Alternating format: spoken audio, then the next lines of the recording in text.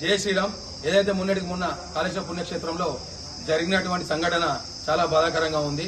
అక్కడ స్థానిక ఎంపీ గారైనటువంటి గడ్డం వంశీకృష్ణ గారి ఫోటోను ఫ్లెక్స్లలో వేయకపోవడం చాలా బాధాకరంగా ఉంది.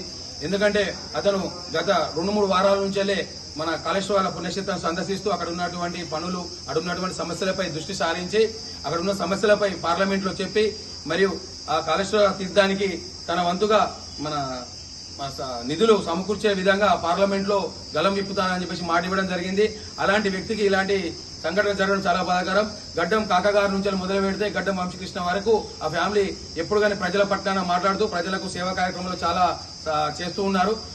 ఇది అంతా ప్రజలకు తెలిసిన విషయమే. అలాంటి సేవా భాగం కలిగిన ఆ కుటుంబానికి ఇట్లా చిన్నచూపు చూడడం కరెక్ట్ కాదు. కాంగ్రెస్ పార్టీలోనే వాళ్ళకు ఆ చిన్నచూపు జరగడం చాలా బాధాకరం. ఇదంతా రాజకీయ కుట్రగానే భావిస్తున్నాం. ఎందుకంటే గతంలో కూడా ఇలా వంశీ గారి, వివేక్ సార్ గారి యొక్క ఫోటోలు వేయకపోవడం చాలా బాధాకరంగా అనిపించింది. అసలు వాళ్ళంతా సేవాభావంతో ఉన్నవుతా వాళ్ళని ఎందుకు ఇంత చిన్నచూపుతో చూస్తున్నారు అనేది అర్థం కావట్లేదు. కాళేశ్వర తీర్థంలోకి సంబంధించిన ప్రతి ఒక్క సమస్యపై అతను మాట్లాడడం జరిగింది. గతంలో కూడా చాలా సందర్శనలు చేసి కాళేశ్వర సమస్యలపై మాట్లాడడం జరిగింది. మున్ముందు కూడా ఆ సమస్యలను పరిష్కరిస్తా అని చెప్పి మాట ఇవ్వడం జరిగింది. అయినా కూడా ఆ స్థానిక ఎంపీ గారైనటువంటి వంశీకృష్ణ గారి ఫోటోను అక్కడ ఫ్లెక్స్ లో వేయకపోవడం చాలా బాధాకరం. ఇదంతా రాజకీయ కుట్రగానే భావిస్తున్నాం. అక్కడ ఉన్నటువంటి మంత్రివర్యులు శ్రీధర్ బాబు గారు ఈ సంఘటనపై ఖచ్చితంగా స్పందించాలి. ఎందుకంటే అతను ఖచ్చితంగా అందరినీ ఒకటే చూపుతో చూడాలి కానీ ఆ పార్టీలో ఉన్నటువంటి ఎంపీ గారికి ఒక చూపు, వేరే వాళ్ళకి ఒక చూపు ఉండకూడదు.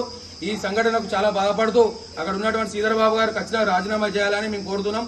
ఈ సంఘటనపై కాంగ్రెస్ శ్రేణులైన మేము చాలా బాధపడుతున్నాం. జై కాంగ్రెస్, జై శ్రీరామ్.